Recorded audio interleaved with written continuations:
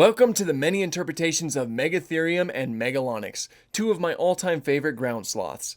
These are some really cool additions. Initially, I was just going to talk about Megatherium specifically, but I decided to place Megalonyx into the mix because, again, it's one of my favorites along with Megatherium. But also, there's not too many depictions of Megalonyx out there, and there's one in particular that I'm sure many people would absolutely love to see on this list, so it's included here too. But regardless, these are now some new additions to our Cenozoic list of creatures that are showing up on this series, which is really awesome because, of course, Cenozoic creatures are just as awesome as many other prehistoric creatures out there. Giant ground sloths. They're giant. Like, where can you go wrong with that? But we'll go ahead and start off with Megatherium first, and then we'll move on to Megalonyx. So, starting with Megatherium, here's a little bit of trivia about it. It is one of, if not the largest sloth to ever exist, with a length of around 6 meters or 20 feet, and a weight reaching up to 4,000 kilograms or 8,800 pounds. That is absolutely massive, and that's comparable to elephant size. This also makes Megatherium one of the largest mammals to ever exist as well. And that's insane. That's a huge contrast to the sloths that we see today. It was also native to South America. So we'll go ahead and start off with its media depictions in Walking with Beasts. So this is a really cool depiction right here. I think that the design looks pretty decent. Already you'll notice how different it is to modern day sloths, particularly with that skull. The way that it's kind of elongated compared to the more stubby snouts that we see on sloths today. But you'll also see things that are pretty similar to sloths today, like those huge arms with claws. Those claws probably had a multitude of different functions, such as pulling down branches or just holding onto trees as they kind of formed a tripod pose that you can see in this image right here. While it also used a type of prehensile tongue to, grab vegetation and whatnot. Now, I think one of the most notable parts about it is how it's shown chasing away the Smilodon pride to acquire their kill. That's certainly some interesting behavior to show off. I know that there was at one point a proposed study that Megatherium and other giant sloths were also carnivorous in their diet. I don't think there was really anything definitive about that. However, on that note, it is also absolutely true that today, pretty much every single herbivorous animal that you see will partake in some meat every once in a while as an extra source of protein to supplement their diet. Megatherium and the other ground sloths were likely the exact same way, regardless on if meat was a primary part of their diet. It's likely something that they just indulged in from time to time. So I'd say that showing this behavior off is a really cool thing to show and kind of adds a little bit more depth to these animals. All around, really like the portrayal. I really like the way that it looks. I think it looks pretty cool. And awesome stuff. We will go ahead and move on to giant monsters. And in terms of the design, I still think it looks really good. I love how large that nose is, and we get to see it also attacking, fighting off a Smilodon. That's a common theme right here. Those massive arms and claws were probably able to be used as a form of defense too. I mean, if push came to shove, I'm sure that you would definitely want to defend yourself, and those arms were incredibly robust, so it was likely something that they were able to pull off. Something I'll also note is how it's kind of standing up right here. I believe we do have fossil trackways of giant sloths being able to walk on their hind legs for a short period of time. It's not likely something they'd be able to do all of the time, but it's something that they could probably switch to from time to time, and especially if they're taking on a defensive stance like this. What's shown right here is kind of like a tripod pose, which we also saw in Walking with Beasts, and that's also something that they would likely be able to do if they were eating vegetation, just kind of like using their tail as extra balance and then, pulling down those branches. Moving on from that, we have what killed the mega beasts, and pretty much everything I've said in terms of its design looks practically the same here. It's also shown as a knuckle walker where, it's like curling its claws up to help defend them. Something I'd say that is probably likely, because I'm sure they wouldn't want to damage their claws as they're walking around. So very cool stuff. I think I've said that a lot. I repeat things a lot. But now let's get into a few cartoons here with Simpsons. That's fun. I remember seeing this, and it's just a fun little scenario where it's like a type of caveman Homer chasing after his food, and it's just, he's slow moving, and the sloth is slow moving, so they're just kind of, it's a slow chase. The design looks good too, especially for being in that Simpson style. It has more of an elongated snout, a larger tail, and it's absolutely covered in fur. I might as well mention this here. With Megatherium, there's actually a good chance that it didn't have that much fur, especially not full fur. We've seen that already with every single depiction that we've looked at, And given its size, which is comparable to elephants, there is a good chance that Megatherium could have been mostly hairless, much like elephants are. See, one of the biggest reasons why elephants are mostly hairless is because they live in a warm environment. Too much fur would cause the animal to overheat a lot quicker. Larger animals already do struggle to shed heat, and so if you factor in something like a large amount of fur, that would be even more difficult for them to pull off. And so because Megatherium lived in a warmer environment, and it was absolutely massive, there's a good chance that it had sparse hair similar to elephants. Because of course, elephants aren't completely hairless. They do have some hairs here and there. The same was likely true for Megatherium, or at least there's a very good chance for that. And then after that, we have Futurama,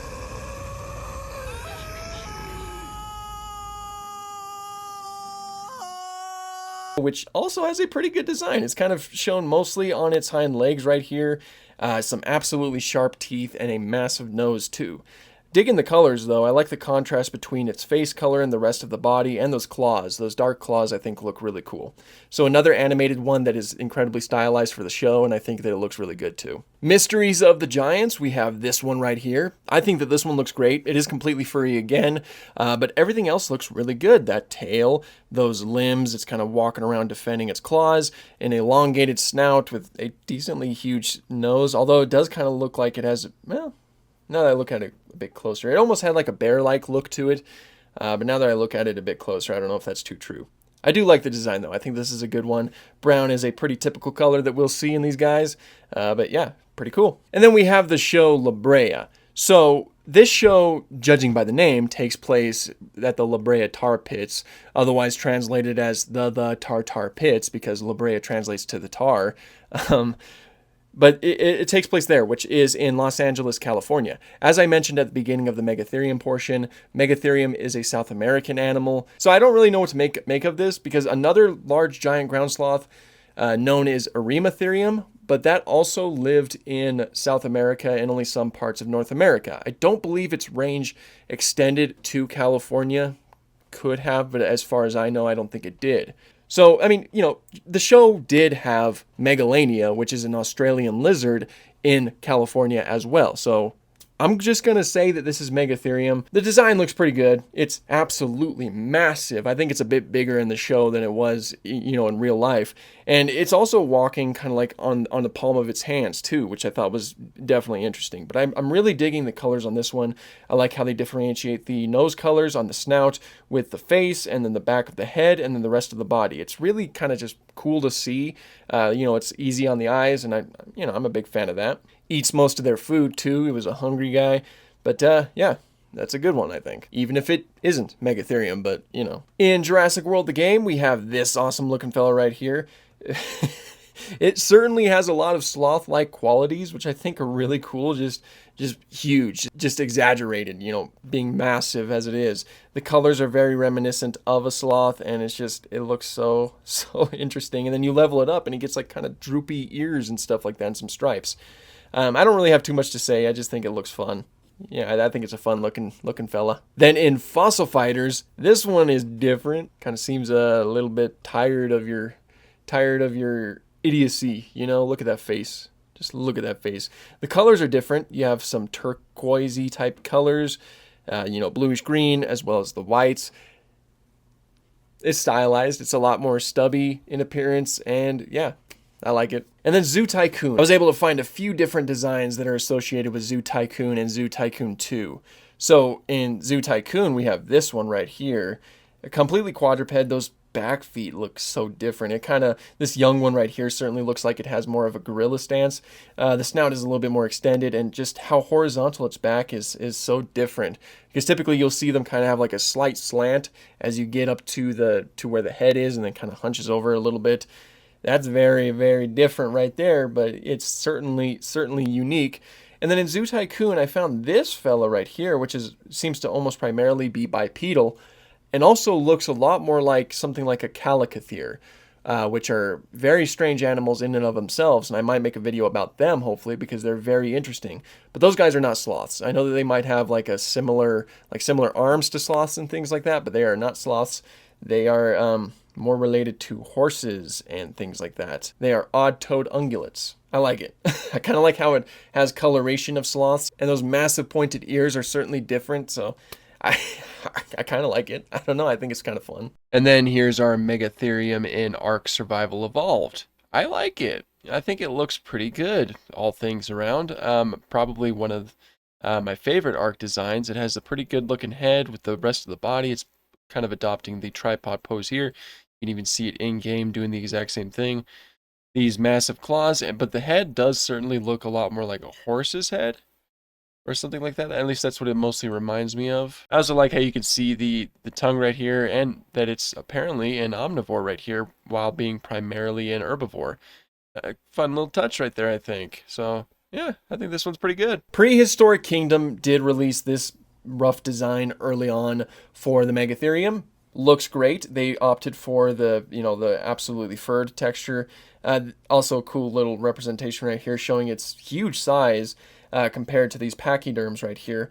I think that's a good representation of that. The colors are really good, and everything else I think matches up very well. I especially love seeing it on its hind legs in that type of bipedal tripod stance. So I'm really hoping that we get to see this one in the near future. I think it would be a great addition to the game, and yeah, I really like it. And then from there, we will go ahead and take a look at Megalonyx, which is significantly smaller compared to Megatherium. Still massive, if you ask me. It had a length of around 3 meters or 9.8 feet, and a weight of around 1,000 kilograms or 2,200 pounds. So, something I'd hesitate to call small. I'll go ahead and give you a little bit of lore about this one too. It was discovered, it was a North American sloth. It was discovered in around the late 1700s, and it was officially described by Thomas Jefferson. He was an avid fossil collector. The only difference back then is that he didn't believe he was collecting something like fossils, which are, relics of the past essentially, like the preserved bones of animals. He believed that he was finding modern day like bones, like animals that were still here. So he believed that there were still these giant sloths in North America, as well as mastodons, and I believe the cave lions, and he believed they had yet to be found. So when the Louisiana Purchase happened and they were able to expand out to the west and kind of search the west, he got with Lewis and Clark before they went on their famous expedition, and he told them to specifically look out for something like that. Specifically look out for sloths, for Megalonyx and all that. Of course, they didn't find them because they're extinct, but still a cool little story. But yeah, Jefferson did in fact describe the type species of Megalonyx, which is Megalonyx jeffersoni. Very interesting stuff. So let's start off with its very few depictions, starting with Ice Age.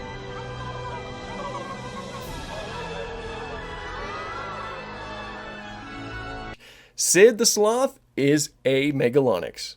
Quite fitting too.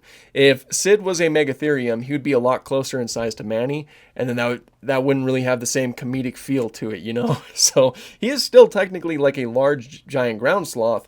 He's just a lot smaller than something like the Megatherium. What I always found interesting though, in terms of its design, is that you can always tell that Manny is a mammoth, and you can always tell that Diego is a Smilodon. But Sid doesn't look anything like a sloth. I've seen some early concept art of him that are a lot closer to a giant ground sloth, but their final design is just vastly different. I think that was pretty, I think it's fun because, his design is iconic and I love those movies as a kid. I just think that it's interesting. Regardless, he does have the huge claws like sloths do, and kind of like a huge nose that you would often see associated with that. The same goes for all of his family, his grandma, and the other Megalonyxes that we see throughout the franchise. I just think that their design is just so funny. It's just so fun.